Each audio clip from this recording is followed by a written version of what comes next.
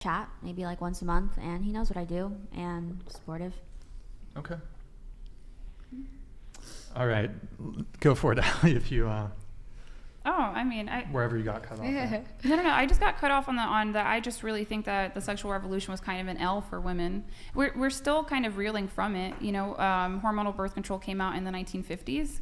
So I think it's just had a lot of unintended consequences that we don't think about, right? So it's like you want it to be like it's a privilege for a man to sleep with you, versus just having it kind of be something that you're experimenting with in order to get a boyfriend, to hopefully turn into a husband, to turn into a father. There's more effective ways to date. But like, I'm not gonna lie, it comes down to genuine desire. Like if he's feeling you, he's feeling you. So if he's feeling you and you sleep with him, he's gonna stick around. If he's not feeling you, then he won't, right? And then if he's feeling you and you decide to wait to sleep with him, he's gonna stick around. But I don't think women are able to tell when a man really desires them and wants them. We kind of might assume it or contort it in our minds, and I think that really complicates things, because men are pretty straightforward, except for I don't know what homeboy's doing over there, but I would lie too if I was in college and getting all the cookies.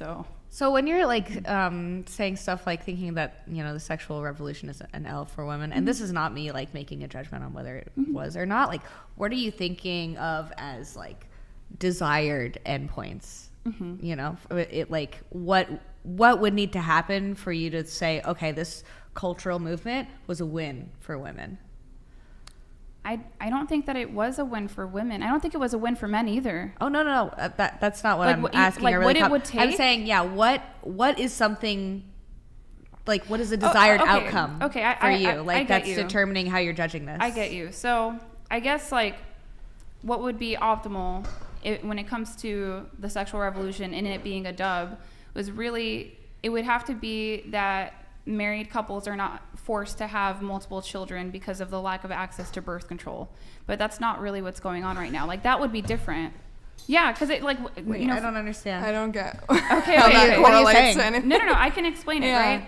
So it's like before hormonal birth control, right? Like women who wanted to have sex with their husbands, they tended to get pregnant a lot, and that was really challenging for people to sustain. Right. Yeah. So in order for the sexual revolution to be a dub, it would be optimal, in my opinion, that married couples have more autonomy over the amount of children that they produce. Outside of that, I don't think it was the best thing. There's also like really negative impacts to hormonal birth control, because when I think about the sexual revolution, we could get into the ideological, progressive, feminist spin of it, but I mostly kind of just focus on the pill, because the pill changed everything, and it changes the way that we choose men. I don't know if you guys know that. No.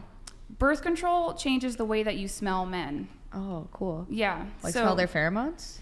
That's one aspect of it. It's a major histocompatibility complex. Okay. Which means... Isn't it that they, if women are in birth control, they prefer more feminine men? That's what I've heard. That's one way to look at it. Because the thing is, you'll choose somebody that's more genetically similar to you or more biologically similar to you. So it can be a more feminine man. Like, if I wasn't pregnant, I would be trying, if I wasn't pregnant and I wasn't on hormonal birth control, I would be trying to bang like the most probably genetically attractive man out there, right?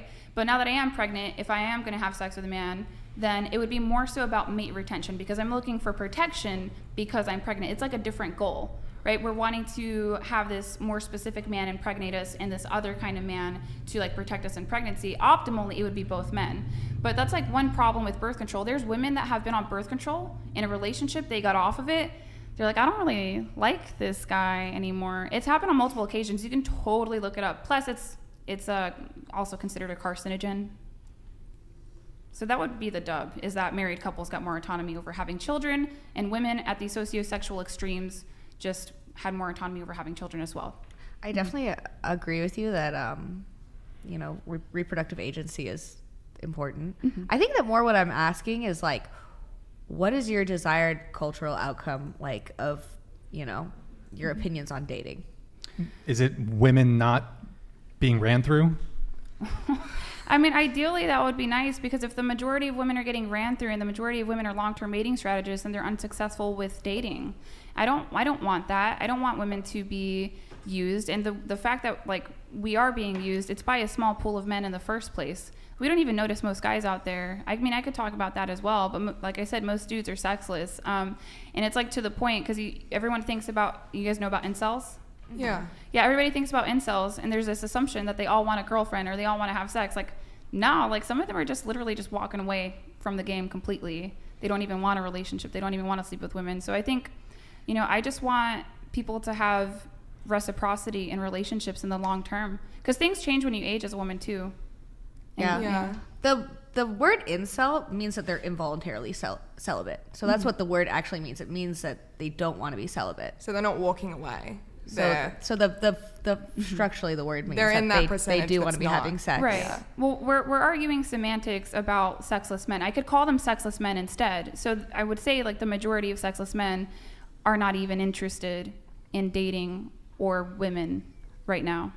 I don't know if that's the case. I would say if the case Dave Nick is... donated Sorry, hold on. $90. I'll get you after Ew, this. This is for me missing last show, Brian.